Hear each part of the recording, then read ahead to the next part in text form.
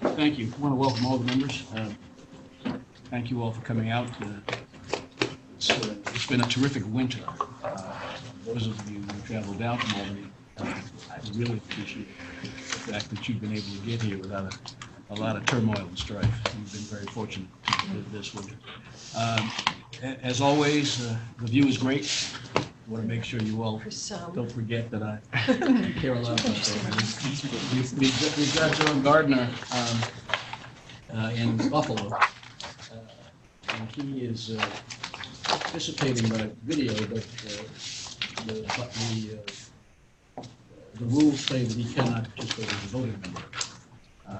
So the fact is that if he were able to vote today, we would have a full complement minus the Assembly representative, and we believe that's coming soon.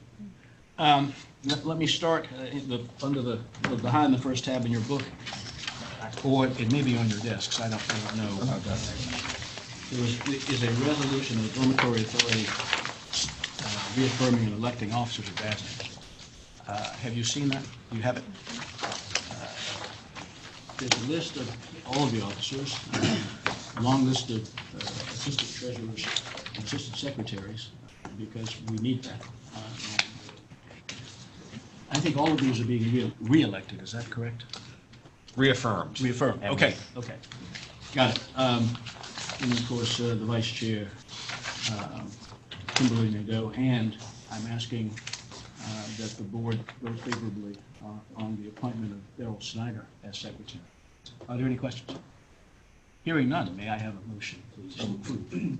Thank you very much, Jerry. Joan, thank you for the second. All in favor, please indicate with aye. Aye. The motion carries unanimously. Behind tab 2, the minutes from our meeting of January 8th. Everybody's had a chance to review them. Are there any questions, comments, changes, proposed changes? Hearing none, may I have a motion, please, to approve the minutes? Almost. Thank you very much, Wellington. Jerry, thank you for the second. The motion carried unanimously. We're going to move to the adoption of financing documents. You all are aware that two matters today, and for that discussion, I will turn to the President. Thank you very much, Mr. Chairman. Behind tab 1, we have Columbia University, and this transaction we talked about before. There are no recent new developments on the Columbia financing, and one of the things we're trying to do is be a little more streamlined in our presentation so we're not going things too many times. But today we have to present the bond council work. It's Laura Hall, Hawkins Delafield, and no, that's not it. Virginia Wong, and Vivian drawing late, so I apologize for getting my tab mixed up.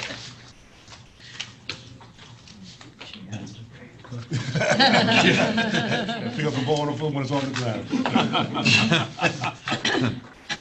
And jump on it, don't kick it. That's right. So, ladies, thanks for being with us today. Thank you. Good morning. Morning. Okay, good morning. I'm Vivian Rivera-Drohan, and before you for consideration is the adoption of one series resolution authorizing the issuance of bond under DASNY's Columbia University Dormitory Revenue Bond Resolution adopted on September 27, 2000. The series resolution is designated 2020A. Authorized bonds issued pursuant to the Series 2020A resolution will finance the cost of a variety of capital improvements and pay the costs of issuance.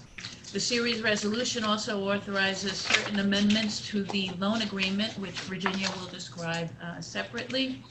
The series resolution delegates to various officers of DASNY the power to make the determinations described in our letter and to do all things necessary or convenient in connection with the sale and issuance of bonds.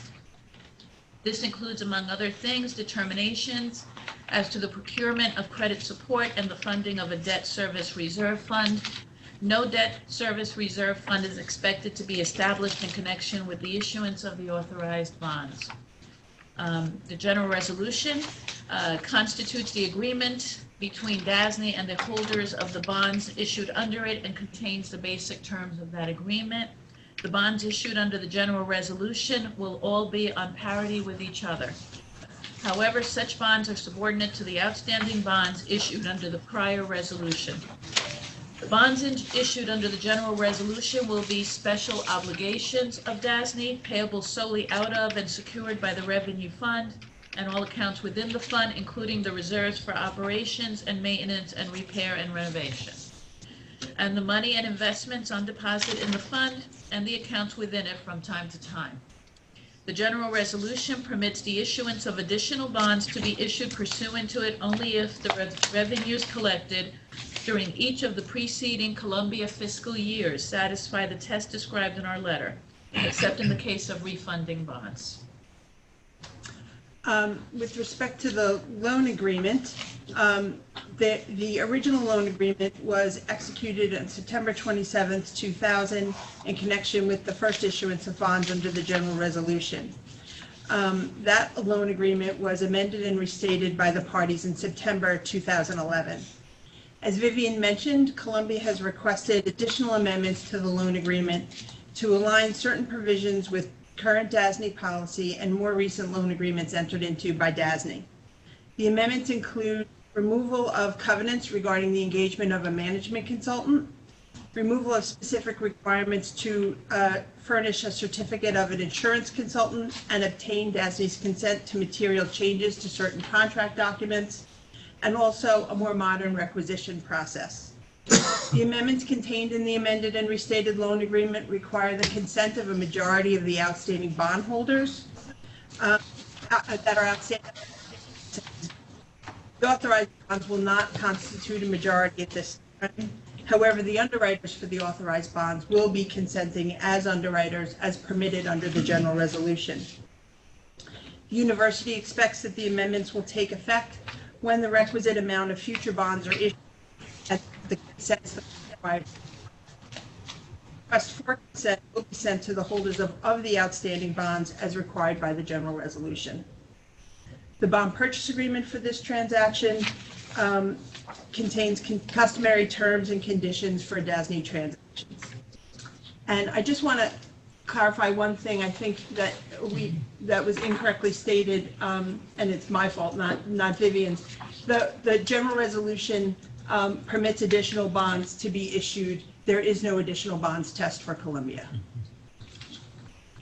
Any questions for our bond counsel or staff on this transaction? I have one, actually. Vivian, beginning at the bottom of page 1, you've just described the amendments and why.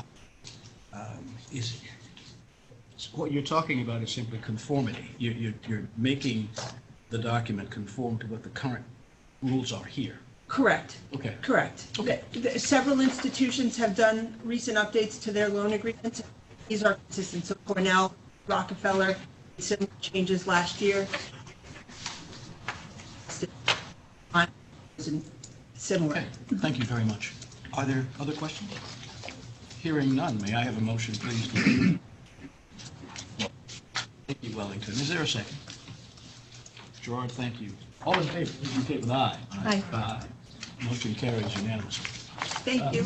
And John Gardner, don't hesitate to ask questions if you have any during the meeting. Thank you. Thank you. Thank you both very much. Thank you. Now on to tab 4. Behind tab 4, we have New York University transaction summary and update. We have Laura Hall, who I don't believe is here, and Patrick McClasson of McClasson Law Firm, and Dave Ostrander will be presenting. We do have some recent developments here, so Dave will go over those first, and then we will move on to Mike. You look like you have something to say. And just noting that Lori Hall is on Oh, hey, video Laura, how are screen you? I'm sorry. from our Albany. Good office. morning, and my apologies. I was a late substitution that was supposed to be seamless, but for one minor problem.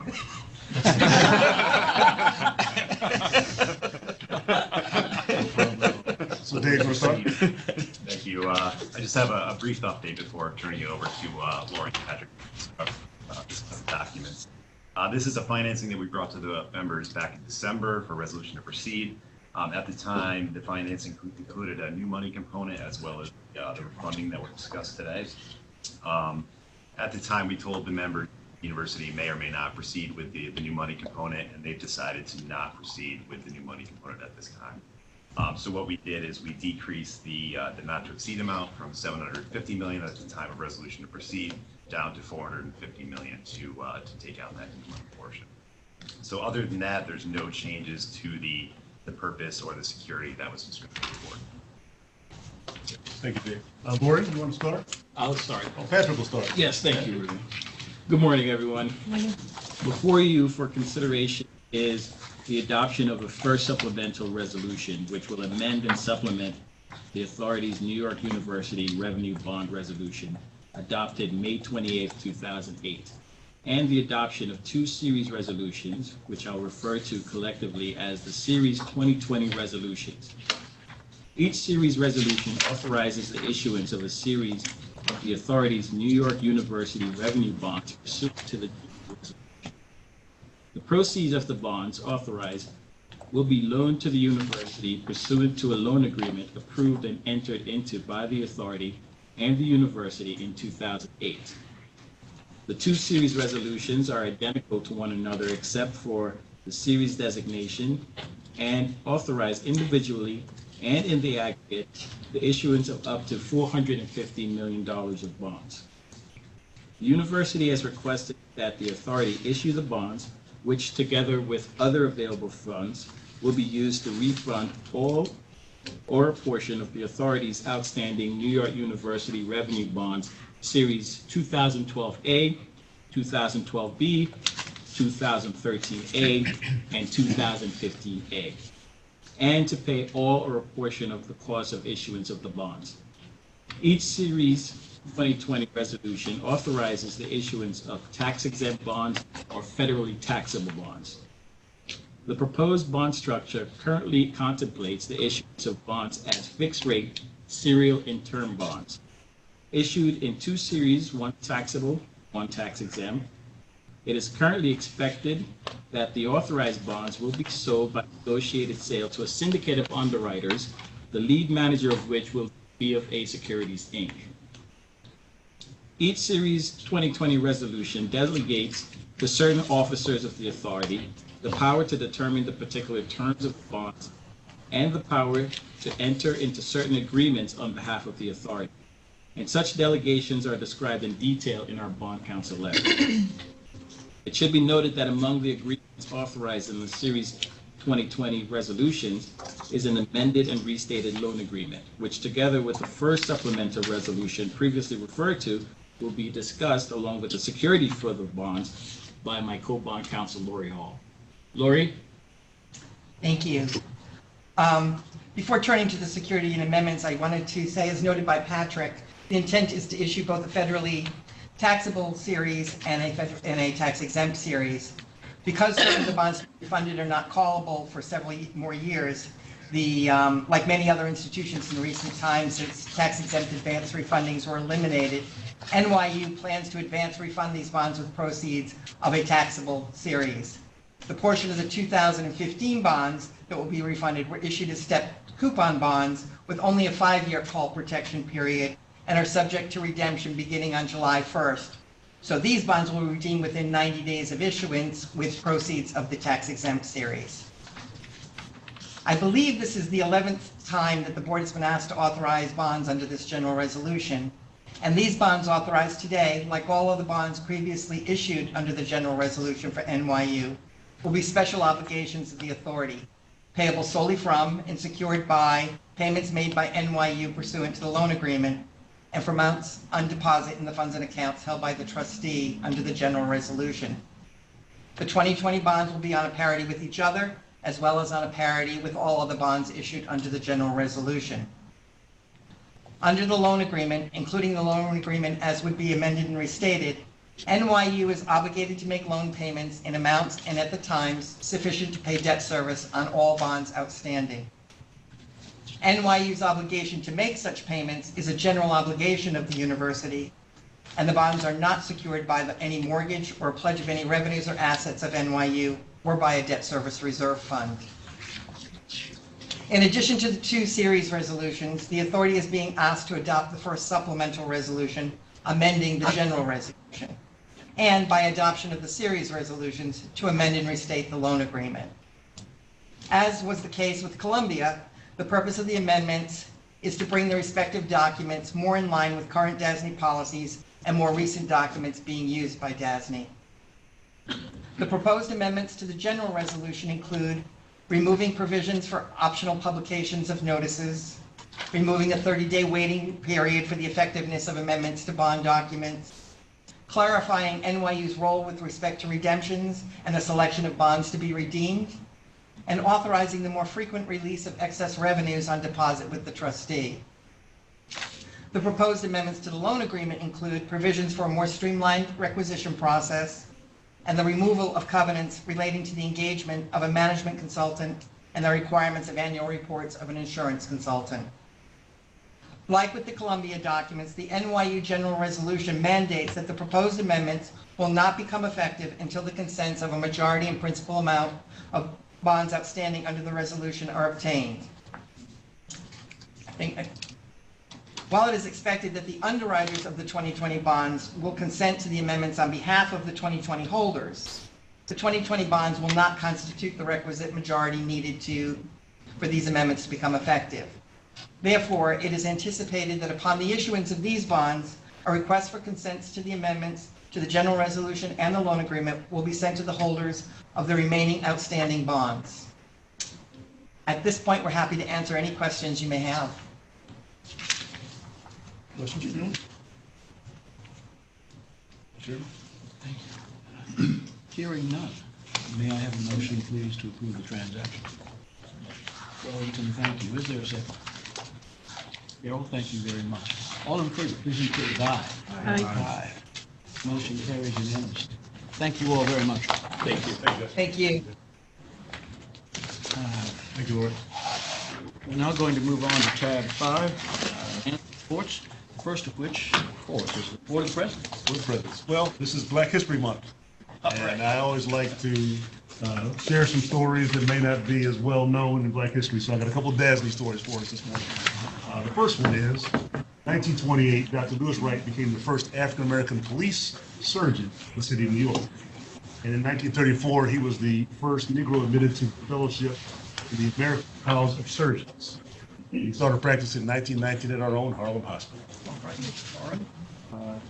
Second, in 1925, one of our clients, Cornell University, became the first university in America to award a PhD to a black man. And in 1938, it awarded its first PhD to a mathematics to a man of color. And that man was Reuben McDaniel Sr., my grandfather. Oh, wow. Interesting. And on July 18th, 1863, the soldiers of a Civil War regiment led the charge on Fort Wagner. I'm going to read this because it's very important. During the battle, the unit's color guard was shot, and this soldier, who was just a few feet away, saw the dying man stumble and scrambled to catch the falling flag. Despite suffering serious gunshot wounds himself, this soldier kept the symbol of the Union held high as he crawled up the hill, the walls of Fort Wagner, urging his fellow troops to follow. He planted the flag in the sand at the base of the fort and held it upright until his near lifeless body was rescued. Even then, though, he didn't give it up. Many witnesses said that this soldier refused to give the flag to his rescuers, holding on to it tighter with assistance until he made the Union's temporary barracks. On May 23rd, 1900, this soldier was awarded the first Congressional Medal of Honor to an African American. And his name was... What was his name? His name was William Harvey Carney. Really? We were related. We are. Are related. Long time ago. So there's a few fun facts, DASNY relations, and all of those are Googleable and very. And congratulations on the significance of your grandfather. Thank you very much. Black history. Yeah, it's always good to remember those who aren't always talked about. Moving on, we talked last month about making our board presentations more electronically friendly, and Kim Nadeau is kind of taking the lead in this, and I appreciate her. You'll see up on the screen we have the board book in the OneNote form electronically, and so Kim's going to do a quick presentation on how that functions. Our board member Brian Jesnitsky has been our guinea pig for this month. And so he'll make a few comments, and then we'll talk about how we're going to slowly implement this over the next couple of board meetings. So, Kim? Thank you. What I'm going to do is first show you when we do roll this out to you. I want to just walk you through what you can expect. You'll receive an email, most likely from Diane. It would look like this with a little notebook here. It will have the month, the date of the board meeting. You would just press on open. It's going to go through a link out to the internet. You'll then see the board book opened up online in a OneNote version of in the online version on the web. I would recommend that you select Open in App instead. This will take you to your desktop. There's a lot more functionality in that mode, and that's where I'm going to do the walkthrough for you and what has been on the screen throughout the meeting, and we'll continue to keep the materials rolling throughout the balance of the meeting. So once it's opened on your desktop, you should see along the top here all of the same tabs that you would see in the hard copy before you. You can see here that it goes out to tab 5, the President's Report. You know there are more tabs than that. This caret here would list the remaining tabs. It also gives you the functionality if you click on the caret next to the month of the report. You would select this report. There's a little caret here. Little push pin holds them to the side, and this is another way to navigate. So you could see all of the different tabs in one place, and you can easily move between them. So we do have, here's your agenda. In each case, you'd have a PDF or a Word document that you could open as an attachment. Then you could save it to your desktop and make whatever comments you would like, or you could make comments right here on the printout. As you can see, we have each of the tabs. So we would have had the resolution here. We have the materials for the 2 financings. We've split those out similar to what you would have in your hard copy materials. So you would have your bond counsel letter and then the staff report transaction summary. They will be listed here on the side as pages within a section or a tab. When you go to the President's Report, you would see, for example, the President's Report, the Seeker Report, the Grant Report. You can see here that we were experimenting a bit, and this gives you an idea how you can make your own comments in your book as you're preparing for the meeting. You have the ability to highlight, as we showed here. You can use the tools to draw a little arrow and just type comments off to the side. You would not see, you can see my initials here. That's because this is a shared notebook. You will all receive your own version of the notebook so that you can write your own comments and questions, and that would not be shared with the rest of the group. I think for this go around, that would. Yeah, so again, what we're trying to do is make fun. it fairly straightforward, be as close to what you're used to seeing in hard copy. And we shared this with Brian last night. So Brian, you want to give us and Brian came to meet me about a week ago, and he put out his OneNote to start the meeting. I said, "Okay, Brian, you're the guinea pig." Yeah, so I'll say, so I started using OneNote at work, mostly because it's supported at work, and I know there's other note-taking software, but I found one, when I was using a physical notebook, I had all topics by in chronological order, and so I always had to remember, like, well, when did we have that meeting as opposed to what was the topic of the meeting. So moving to OneNote, I've now been able to group everything by topic. So now, I have some ongoing projects, some of which I have, 50 tabs now for meetings over a 2-year period. They're all in one place. So I really like it for that reason. It's also very well integrated with the rest of the Office package. So anytime I have meetings at work, somebody sends an attachment in Outlook, I can send it right over to my OneNote, and then I show up to the meeting and I can mark it up here. So you can do it both in, on a laptop. I've tended to use an iPad with a pen, the pencil, and I can do hand markups instead of the type of, but there's sort of that flexibility there. And I think just the really nice thing is you'll have all of your binders sort of forevermore. So you won't need to carry around, if there's something from the previous month you wanted to look back on, you don't have to remember to bring it with you. It's right there, and you can easily access those.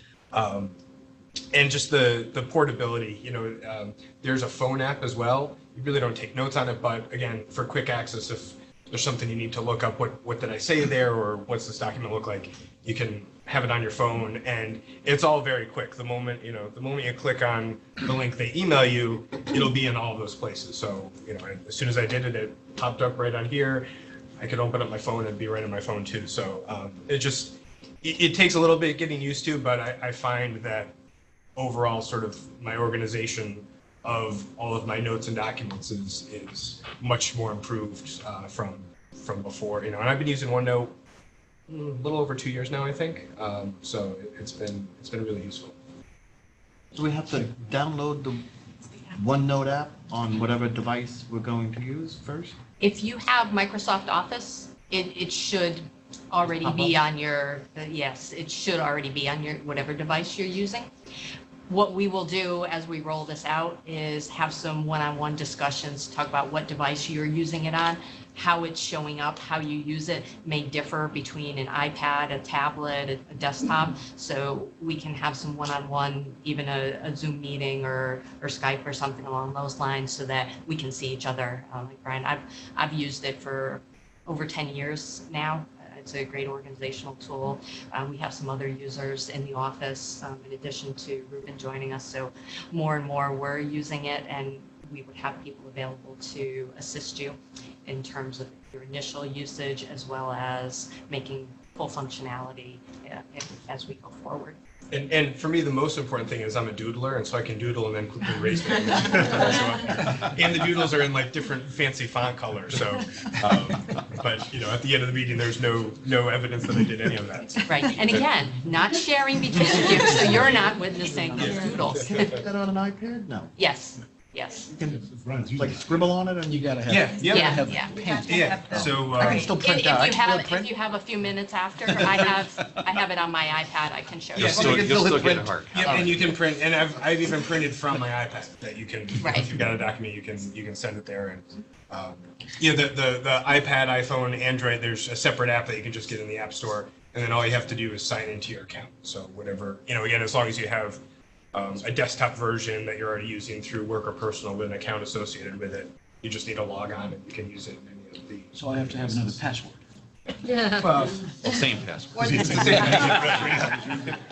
So what we're going to do is, in the March meeting, we will send this out to everyone along with your hard copy book, just so you can play with it a little bit. Sure. And then you can self-select whether you want to go to full electronic or full hard copy, or some combination of both. We're not going to do away with hard copy, Right. but it's just for people who are convenient, who like this technology, will be there.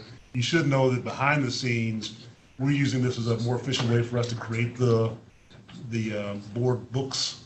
And so all the internal staff has access to the OneNote that we share, and they can populate it with their portion report and other things in the notebook, which is more efficient than the internal process that was being used before. So it's not just outward facing to you all, it also is inwardly helping us be more efficient. So again, we're not forcing you to use it, but I think as you get to learn it, you may like it.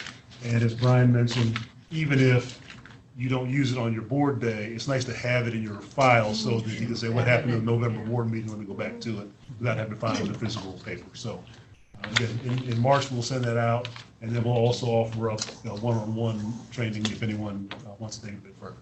The ability, right now, I get an email from Diane, and I download it from someplace and put it in Dropbox, which almost looks identical to this.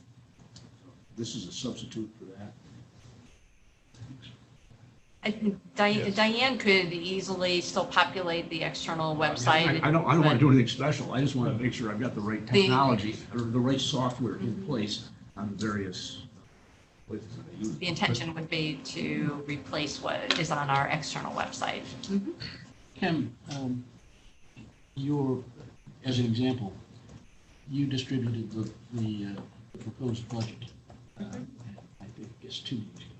Is that right? 2 weeks ago. It doesn't matter when. How would we get that on one? It's not a part of the board. We can make anything that is either a handout at the meeting or supplemental. We can add a page here. So you see, let's see, there'll be, here's my financial report. So below the financial report, we can have a page here that would have the budget materials, and you'll see that in the March report. I assume it's set up, you can add things to it as well. So within one, I think once it's probably delegated to me, I receive an attachment through email, Word, PDF, whatever, I can create a new tab within this and just copy it over. And so, it might not be in the book, but maybe I want to bring it with me to the meeting. I can have it in there, mixed in with everything else so it's accessible. And you could at any point click here where it says add page. It provides you a clean page that you could just type some notes to yourself, questions that you might want to ask. Can you save the whole book? Like, can I just, This is I'm not in your saved to the system. cloud, and it continuously saves any and you any of always your can have changes. access to it whenever you want? If you're not on the board or what, if you want for later on, you can. Yeah, yeah. In fact, I like when I'm at work, if I mark up something at a meeting, and actually I've even done it at my desktop. So I'll have the document up on my desktop. I'll have my iPad. I'll write some notes on the iPad, and within 10 seconds it'll show up on the desktop. It's just sort of always continuous and immediately picks up whatever you're doing, wherever you're doing it. Let me say. Well, to Jerry's point, so if you unshare with someone, so if someone is removed from staff, for example, you would unshare with them, and then they do not have access anymore to You any. don't have access to older board material. That's my point. Thank you. That's exactly my point. Each book stands on its own, and so if somebody were to leave, we would have to go back and unshare previous. But can I books with them. save the book? Rather than keeping a hard copy of the book? Can I save it somewhere like I do now? Like I keep the meeting minutes and everything else? This would be that saved version. But if I don't have access to it, is it gone? Can I just print it out? I guess the bottom line is just print it out. You all can attachments, so you print it can- out, all the attachments are here, so you could, Like the meeting minutes, I could print out the if meeting we minutes. go back to the financial report, you could go to any or all of the attachments, right-click and save as, and then you can save it to a Got it. desktop. Okay. And if you see here, the untitled page, this is on the boardroom's computer, and I have it open on mine as well, so you would, in a moment, see that I was just writing on this guy. So that's how quickly things move between the devices. Since it's shared with me and a number of other people, I'm taking my notes during the meeting. You would be seeing anything that I did, but that's how you can use that on your various devices, as Brian pointed out. How does this square with the open meetings law? Because what you just described, it would be possible for everybody to, in an open meeting, to sit here and communicate through OneNotes or one book or whatever, to communicate without saying a word, and people here to observe know nothing. The notebooks that we send to you, you will receive a notebook, John Johnson. Tracy will receive a different one. Tracy's notebook will not be shared with you. Yours will not be shared with her. You will have your individual, so you cannot be communicating with one another any differently than you can now. You could send Tracy an email, and none of us would know that. This is Correct. it's not an interconnection. No, they're all going to be individual notebooks. Yeah, I think the one here just says Feb 2020. Mine says Brian Czechnicki, Feb 2020. So it's different ones. Organize your. Question for the group. Are the binders that we receive in preparation for a meeting considered public documents? In other words, when we can all save local copies of everything on our computers, that's going to spread this stuff around. But maybe we don't care because it's already a public document anyway. And you already could, because through the website, all of the board members had access to download the report. So this is just a different avenue to do it. It's the same end result. Okay. So documents that are meant to be kept confidential will not be shared on OneNote. Either they will not be shared or we can password protect them. And we always consult with Mike on those types of documents, what's the best way to do that. Just like we do now on the physical side. A password, a document can be password protected, and any of these tabs can also be password protected. So you would see the tab, but you wouldn't be able to see any of the materials that are in it if we decided to protect it. Let me congratulate you, Mr. You and I had a conversation with Deborah Fasser about this less than a month ago. And I thought it would take months to get this to a point where we could demonstrate it to the board. I'm amazed at how quickly you all have been able to pull this together. So first of all, thank you for that. As many of you know, I am a Luddite with regard to technology, but I actually find this very interesting, and I look forward to trying to make it work for me. It's amazing what you all just described. I didn't know what, I've got one of those pens for my iPad. I've never known what it was for. Did it come with the iPad? Well, it was recommended to me that I buy it, and so I did, but they nowhere ever told me why. I got this, so he issued me this iPad. No, you all do it on an iPad. I'm not sure what version of an iPad. I mean, Now you have your finger. But I do have, I have mine. That's beyond me. You can't borrow it now. No, I don't want it. I'll get another one. Well, my quote of the month that the staff is tired of hearing me quote is, "Discomfort is the price of greatness." And so I recognize there's some discomfort here, but we're moving in the right direction. It's a pep talk.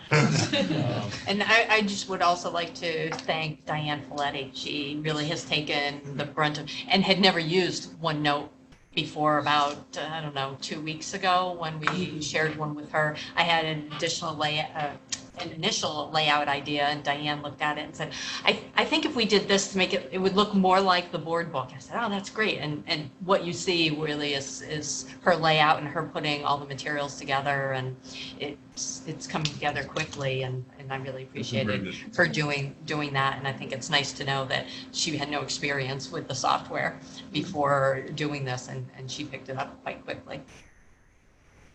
Thank you, Kim, and your team. You've done a great job, so we really appreciate that. So moving on to my report, as we all know, the legislature's in session now. We're certainly following various bills that impact us directly or indirectly.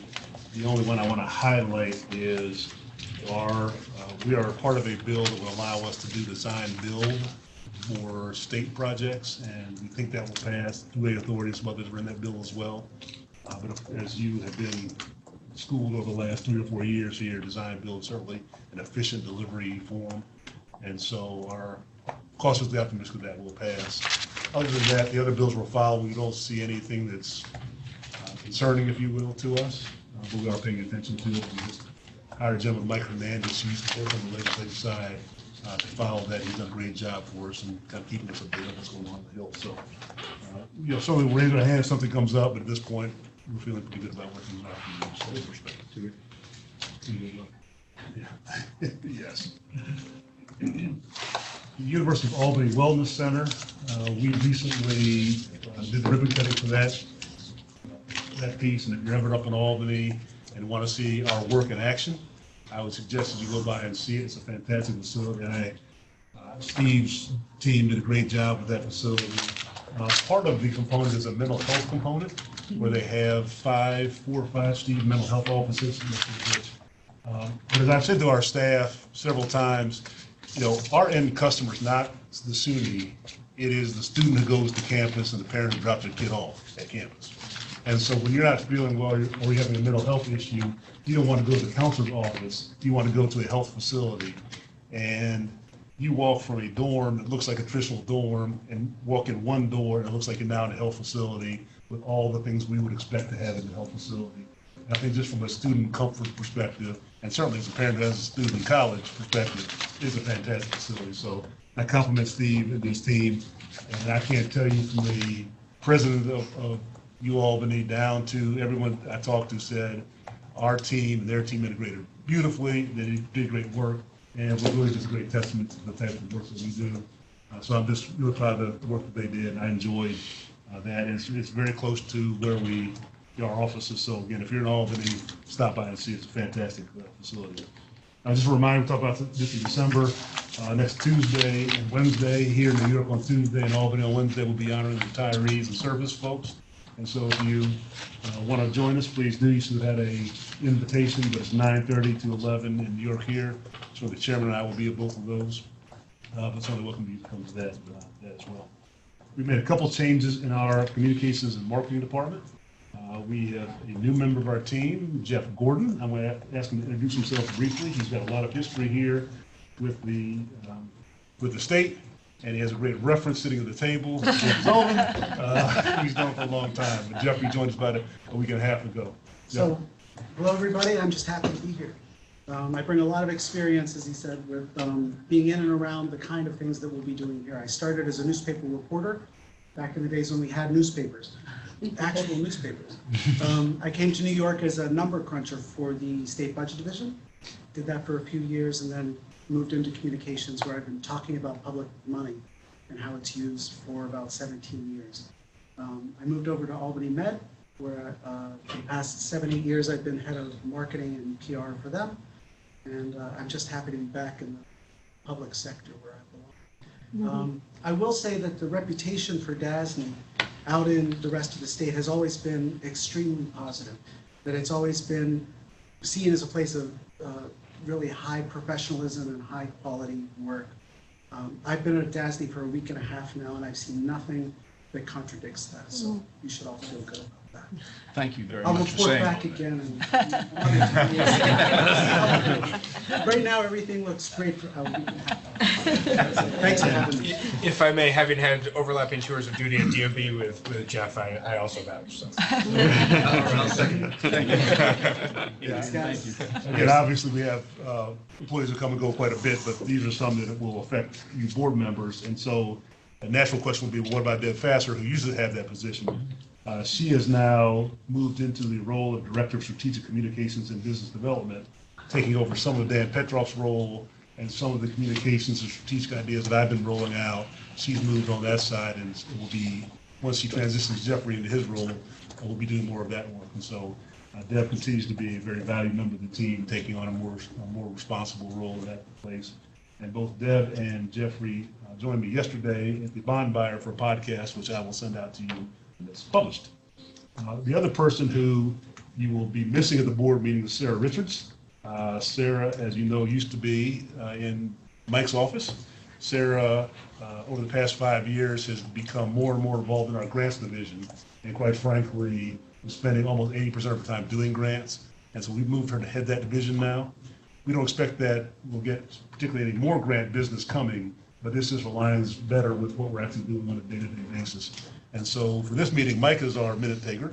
Yes, I am. But we will be moving to Dina Amodio, thank you, who will be in the future taking minutes of the meeting. So I just wanted to alert you of those changes. Again, those that will impact the board, I want to make sure that you all are aware of. And we're really glad that Sarah, and I think her impact will be felt very quickly. We all know we're moving the New York office down to the 28 Liberty. We've had a lot of work being done. The interior is just about finished. We're waiting to get the final bids back, but I think we're in good shape there. We've had some questions, concerns internally about logistics and longer train rides and such and such. And so we're dealing with those, but as a practical matter, part of the business.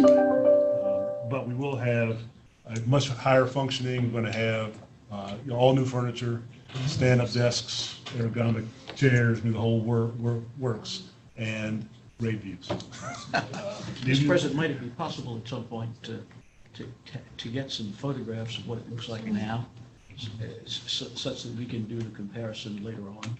We will create some. That's a good idea. Yeah. Well, you can give some before photographs. I got some before on my phone. I can send my I was going to say, I have a bunch myself. Yeah, well, that's true. You do. We actually have some renderings too that we can start to share as time develops that our interior design folks have put together. And finally, as a highlight to our Making Data DASNY, a better place to work, we have what I would call a fallen soldier and an angel. One of our employees' daughters, who's 6, has cancer and has come back, and it's been difficult for the family, and they're working through it. She's had some setbacks, but we're all positive in prayer that she will recover. But none of us who have children, no children, have seen a child would want to have to go through that. And so on this past Friday, we had a party where we all dressed up in our best football gear. And our obligation to dress up was to make a contribution to the family. And so we got some pictures to show somewhere. There we are. So you can see a couple of photos of folks who all dressed up in their uniform. And then we spent kind of a good part of the day on Friday going back and forth via email with little trash talking, which I probably did the most of and the best of. we had a great time with it. Everybody pitched in. Some of the units had tailgate parties, and it was a great day. And I got plenty of grief from my Detroit Lions, who haven't won in a long time. But it was really fun. And then we gave this gift basket to the family and took that to the hospital. And our tally of contributions was over $10,000. Wow. So this group really stepped up all over the New York office, the Albany office, the field offices.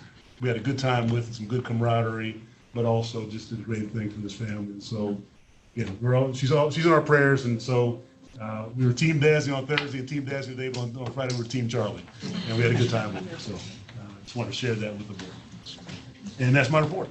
Mr. President, thank you very much. I really enjoyed your report. We had a short board meeting, so I had to get entertainment value. And with that, to more dry topic portion. Thank you for that. I needed that. Behind tab 6 are the public finance reports. Since the last board meeting, the report shows that we placed 3 transactions: Convent and Sacred Heart, private placement; Fordham University, and the Trevor Day School, private placement.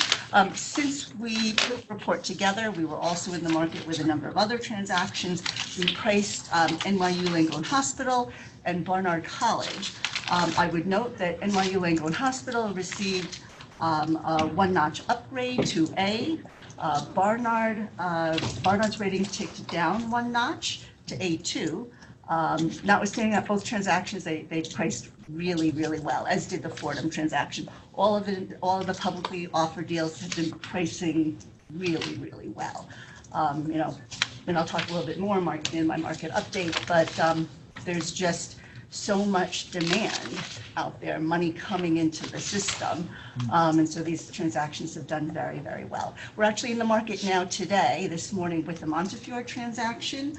One thing I did want to update the board on is that Montefiore's rating went from BBB to BBB-. They did maintain their rating in the investment grade category, which was their goal, as we had discussed at last month's meeting.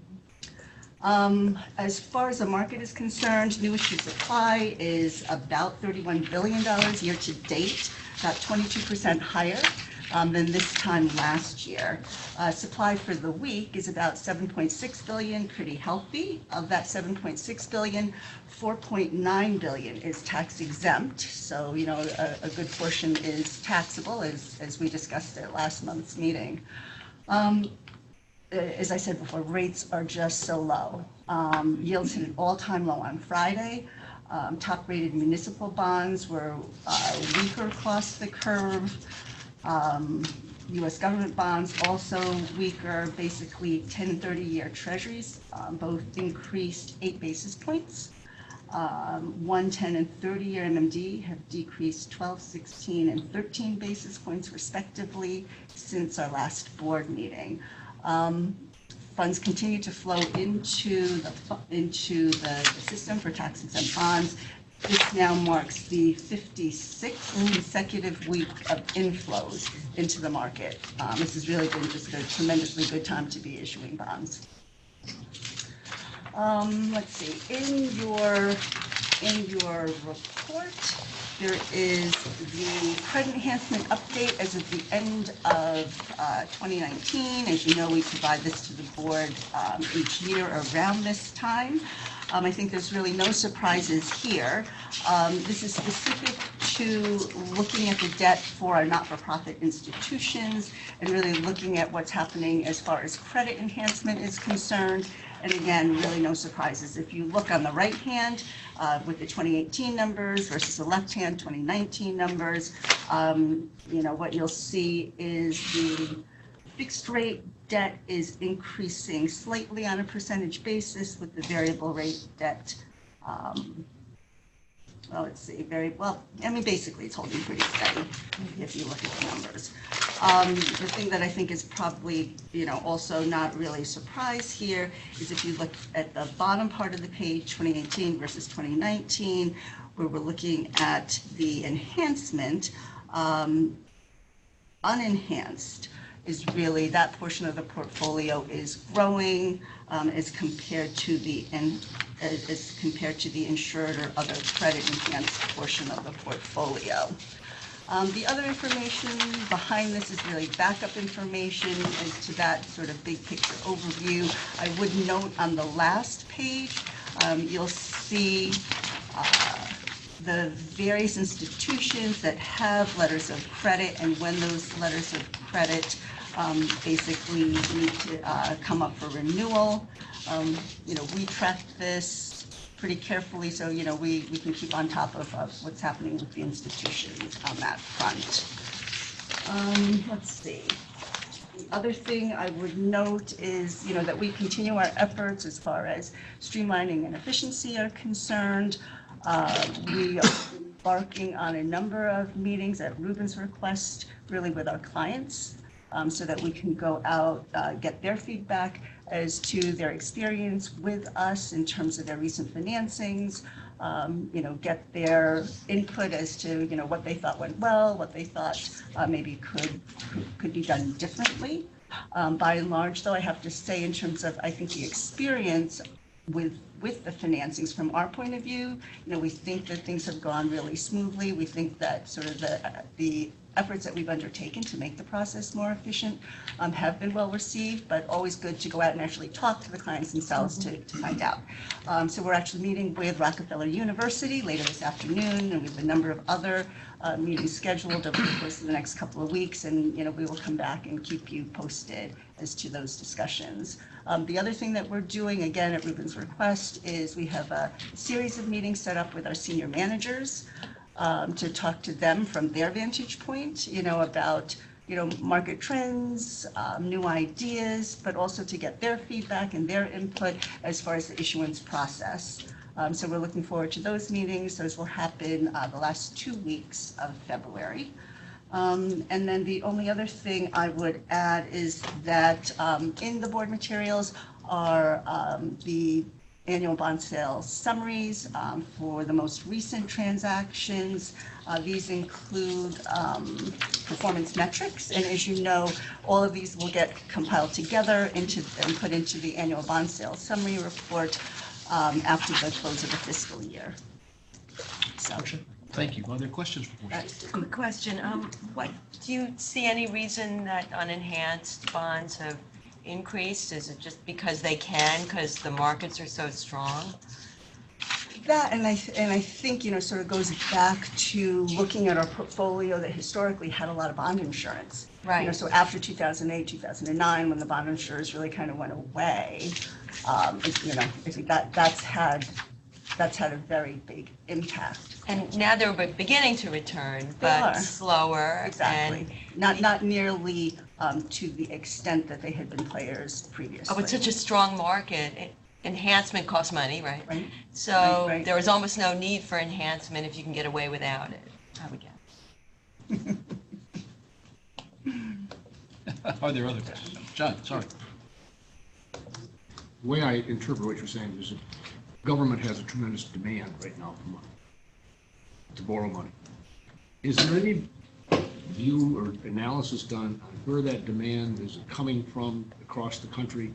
Is it coastal? Is it you know, is it the traditional progressive states that are demanding funds? Are we ending up where certain classes of states are borrowing excessive amounts in other states and municipal governments and so on or not? I mean, I do read periodically about how they keep trying to fund the Illinois pension deficit by selling long-term bonds, which doesn't seem to be particularly healthy to me. But what do I know? But so is there any distribution of where this demand is coming from?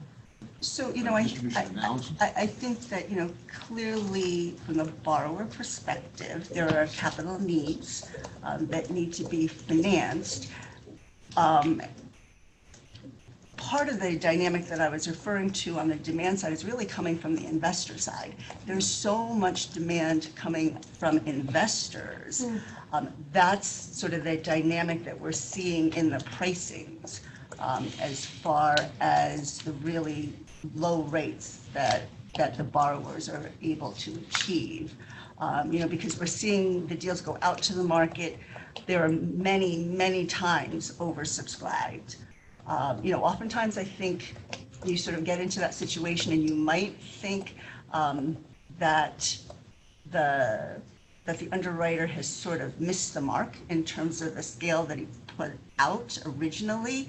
But at this point with the market, it just seems like, you know, the scale that's going out is pretty good.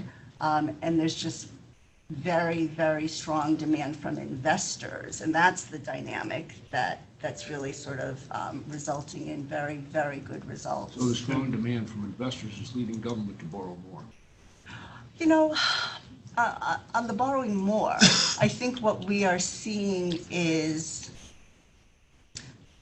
we're seeing issuance of, for example, taxable advance refunding bonds.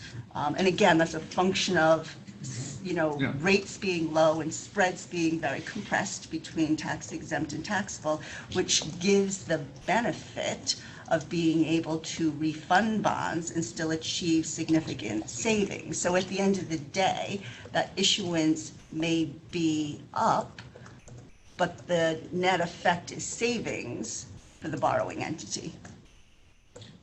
Does the fact that the volume of unenhanced bonds is increasing and investor demand is increasing mean that investors are willing to take more risk with bonds?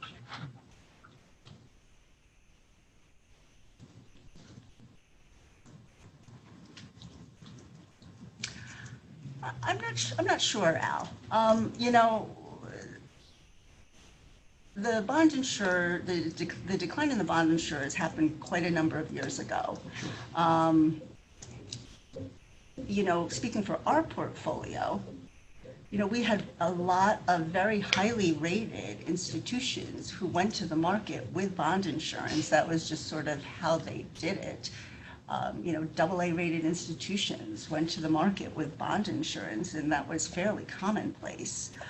So the psychology is changing. I might add something, because this is the only thing I know at DASNY I know something about. I was hoping that you were going to jump in. And I'll get back to your question, well, Jeff. When the insurance went away in 2008, 2009, a lot of the investors made an internal investment in credit analysts. So they are much better now at understanding underlying credits than they were when everything was insured. And so they're not taking more risk. What they're doing is, instead of having the insurance companies do the credit analysis, they're doing it themselves. And so you now see a much more in-depth credit work from the investors than we've ever seen before.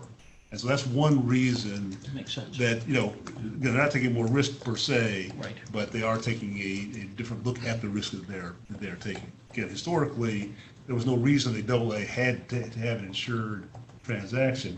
But that market was so fluid and so efficient, you might as well do it, because that way the investors didn't have to do the work, if you will, to create the rating analysis. And so that's something we've seen in the market quite a bit. The other thing with the compression, I want to answer your question on the coastal question. With rates going down, we've seen states like New York, Illinois, California, Florida issue a lot of bonds to take care of pent-up infrastructure demands at a very low cost. So we've seen that all over the country. There are some states, particularly the Midwest, that have not made the same level of infrastructure.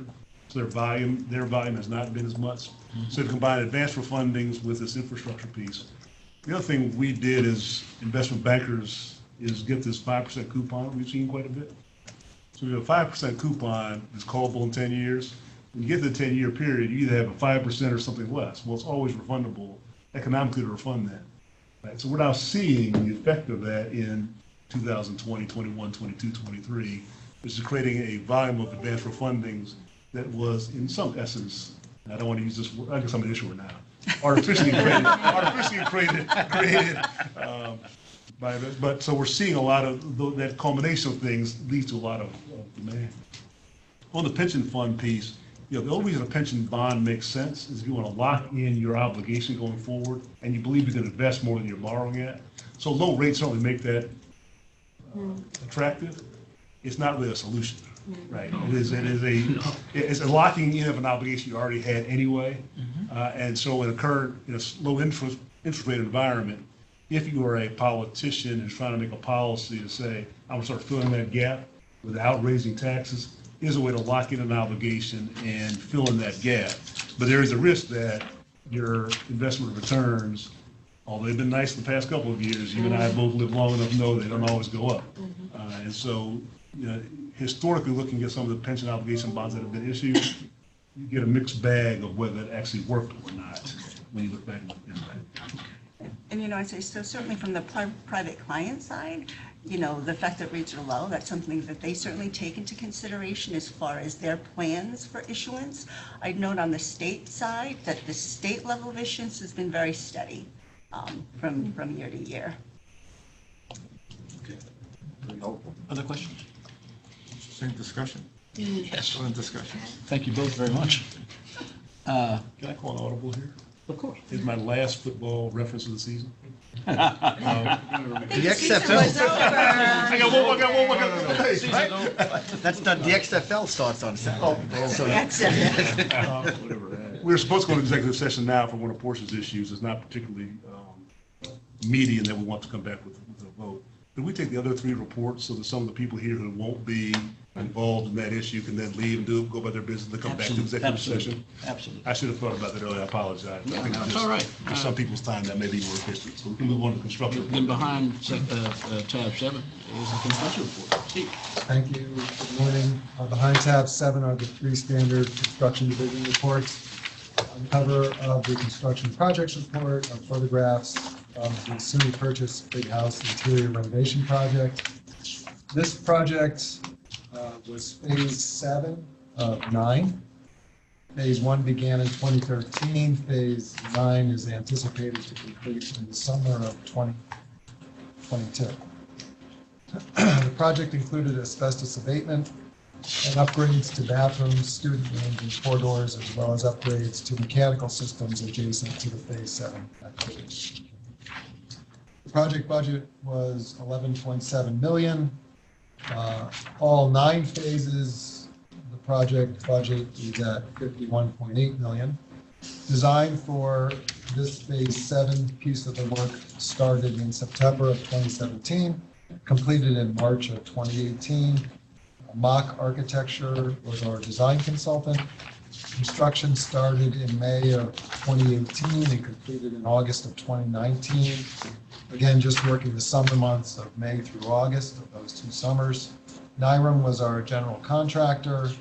DASNY was the construction manager, and we were assisted with some field rep staffing from DAC Consulting Solutions. The challenges are kind of obvious. You only have 4 months to do the work over 10 years. Large scope, $52 million worth of work, broken into many summers. Really to minimize the impact on the school calendar and the students. This is a 400-bed residence hall. It was constructed in the 1970s. So with this approach, we are on year 7 of 10. I do have some exciting photos of bathrooms and corridors. I'll pass around. On page 3 of the report, we have one new project added this month. It's for CUNY, 17 Lex. This is a very large multi-phase project. CUNY actually managed the first phase. They turned the project over to us for phase 2 and the balance of the work. It's a $30 million phase that will provide design and construction services for. And as Ruben reported earlier, the SUNY G&H and Wellness Center project completed with the opening last week. On page 12 of the report are the construction expenditures to date. Prior year to date, we were at $540 million. Current year to date, $567 million. So a slight uptick from last year to this year in spend. Just a quick update on a few programs and projects. On the Gozer side of the 40 projects, we are now servicing. 10 remain in design, 18 are in procurement, 9 projects are in construction, and 3 are complete. Again, this is the program with the September of 2022 end date. For NYCHA, 47 projects in the quality of life portfolio. There are none left in design. There's 8 projects in procurement, 17 in construction, and 22 complete. So the NYCHA program, again, is wrapping up, getting close to the end there. For FIT, we're putting the finishing touches on the bid package 2 documents in preparation for advertisement. We're hopeful to have this package advertised shortly. In the meantime, bid package 1, which has been advertised since late December of last year, we anticipate receiving bids in mid-March. And our next executive meeting with FIT is scheduled for tomorrow. On the South Beach project, this project continues to advance toward receipt of the TAO. Trades are working their way out of the building, the building's first floor. Punch listing continues, as does completing and closing out punch list items. Building commissioning is ongoing, and we anticipate a TAO for this project in late February or early March. And on the DOH lab, DASNY and DOH continue to work with the design build team on project programming for the $750 million life sciences lab. And just a few other items of note. Last week, DASNY presented at the SUNY PPAA Winter Conference held in Saratoga. Our presentation focused on an update of DASNY and the 2 zero-net energy ready projects at SUNY Poly and SUNY Oneonta. SUNY Buffalo, DASNY received a project request to study and provide programming services for the construction of a new residence hall at the university. This is exciting news for our Western New York staff. We have not constructed a new res hall at UB in a very, very long time. So good news there. We also continue with the implementation of our replacement project management system, Web. The implementation began in November of last year and will continue through 2020, incorporating all phase 1 identified functionality. Ron Gassetti is leading this effort for DASNY, and a final implementation schedule is anticipated this week from our implementer, HK Associates. And lastly, our summer intern program will continue again this year. Just this week, I received a recommendation to hire a 2019 summer intern. That intern was a Mulcahy Honors College graduate. They received their degree in civil engineering. We anticipate placing them at John Jay College as a full-time field rep for the work that we're doing over there. In addition, we're interviewing another summer 2019 intern for a position here in New York City. This intern received their bachelor's in construction management from New York City Tech. They're now pursuing their master's from Columbia in construction management. We extended their term past August. They continue to work for us part-time at Hunter College. So, it's nice to interview folks that you've interviewed for the past 6 months. And lastly, we are planning to hire a field rep in Buffalo. And we've had some conversations with a student who was an intern for us out in Western New York. They are a UB student. They're receiving their bachelor's in civil engineering this May. So we're trying to work with them to bring them on board this summer. So dividends being paid from the student internship program. That concludes my report. Thank you very much. Any other questions for Steve? Just a couple, one to still sort of get my sea legs here. What's the difference between certification and full modified? Say again? Certification construction and the full modified construction. Sure. So full services, DASNY is really holding the contracts for design and construction. Modified services, we're playing whatever role the customer agency wants us to play, but typically the customer agency is holding the contracts for design and construction. So we help with construction administration, reviewing payments, change orders, things like that. But we're not holding or responsible for the contractor's contracts. And then the second question, I didn't take a close look at this, and maybe there's the answers. There is none. The governor's proposed Mother Nature Bond Act. Is there any potential role that DASNY has down the line of, if that gets passed and passed by the voters? I wasn't sure the nature of types of projects that are likely to come out of that. I'm not sure of the nature of the Mother Nature. We haven't heard either. anything. Okay. Thank you, Brian. Are there other questions? Oh, hey, John. Yes, of course. Hey. They're called residence halls now, but I would like to point out that we are in Buffalo. Why don't you do that one again, John? We missed it. The screen went still. Oh, sorry. My point was they're called residence halls now, but we're actually building a dormitory in Buffalo. Did I say dorm? Shame on me. Thank you, John. Are there other questions or comments? Hearing none. Steve, thank you. We're going to go on to the general counsel's report behind tab 8. Thank you, Which, of course, Mr. Chairman. Which is a blank piece of paper. Yeah. It's, Very extensive. There it is, and there it is on. Two very, very short updates. I'll just follow up on what Steve said from a succession planning standpoint in council's office. We also participated in an internship program, and at the end of the summer ended up hiring our intern.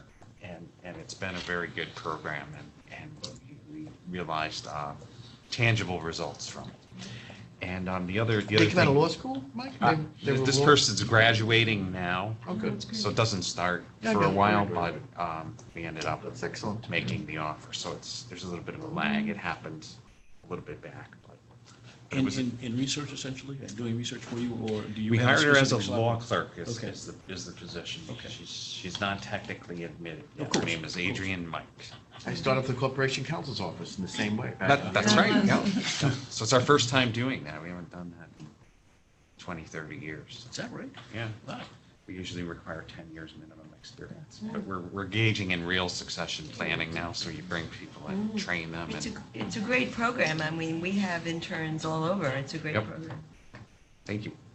And then one other reminder, just a reminder, next month in March will be a very busy agenda. We do the standard review mainly at the governance committee level of the governance documents and several operational policies. So if you have any ideas for changes to the bylaws, the governance committee charter, finance committee charter, everything gets reviewed next month. It will be, typically it is our longest meeting of the year, second only to June. So I'd like to get those two on your calendar as being the two meetings coming up. And on the chart of the required board actions that we distributed in December, you'll see the items listed off there, and we'll send it around as well so that everyone has a heads up. But feel free to call us if you have any comments. So that's coming up next month. Two things, a question and a comment. Would somebody remind me of when the date of the March meeting? Fifth, I think. Oh, it's fifth, yeah. Fifth. Fifth? Okay, so it's, Today is the 5th, I think. Is that right? Today's the 5th, and there's 29 months in Fourth. February, so it's the 4th. No, it can't be the 5th. So it's the The 4th, fourth. March Fourth. 4th. March 4th, right, March 4th. It's leap year. That's here in New York. Oh, here, I'm sorry, I didn't realize I had it. Correct. But you knew I did. Yes. Thank Oh, you. it's in the Thank you. city? Yes. And let me say that it's refreshing, and I I think, emblematic that the DASNY would commence a process in two separate important areas of bringing in interns, hiring people for full-time jobs, whom we believe can carry the water that needs to be carried for your respective areas. It's a wonderful commentary on what DASNY is becoming. And I just pointed out, thank you both very much. Okay. And we had the other interns, right? That other very successful program, right? Well, they were really fellows. Fellow, okay. Yeah. They've now been placed with their respective investment banks, and we're just sent the letter out last week, right, for new fellows. That's right. We're in the Yes. process of. Wow, already. Third round. All right. And for the record, how are they doing? Well, our first two fellows have been offered jobs and are employed fully. The second two fellows seem to be settling in nicely. I've talked to one of the bosses of the fellows who's very happy with their work. I've not talked to the other one yet, but they're on my list. Thank you. But yeah, so far, they really have transitioned nicely into the private side where we're trained, so. And it was a very, I thought, from our perspective, it was a very well-run program. Participated. They enjoyed it. Plus you had them participate, that. Yeah, they were very, very strong, very good. Yeah. All right, we move on to the last formal report, and it's a finance report. Kimberly. Thank you. I have nothing to add to my report. If there are any questions on the materials provided, I'm happy to answer. Are there questions? Hearing none, then we're going to now go back. I'll request the board's approval to go into the closed session. May I have a motion to go into executive session to discuss the financial and credit history of particular corporations, proposed pending or current litigation, and the employment history of particular persons or matters leading to the appointment, employment, promotion, demotion, discipline, suspension, dismissal, or removal of particular persons. Joan, thank you. Is there a second? George, thank you very much. All in favor, please indicate with aye. Aye. In favor, please indicate with aye. Aye. The record will indicate that we have just left an executive session during which no decisions were made other than to return to the public session. Is there any other business to come before this board? One piece of logistics. Okay. It seems early for lunch.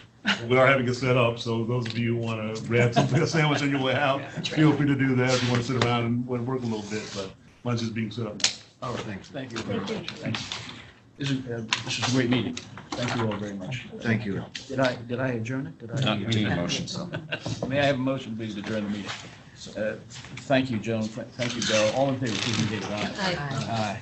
So I have another question, curiosity, that I didn't want to ask.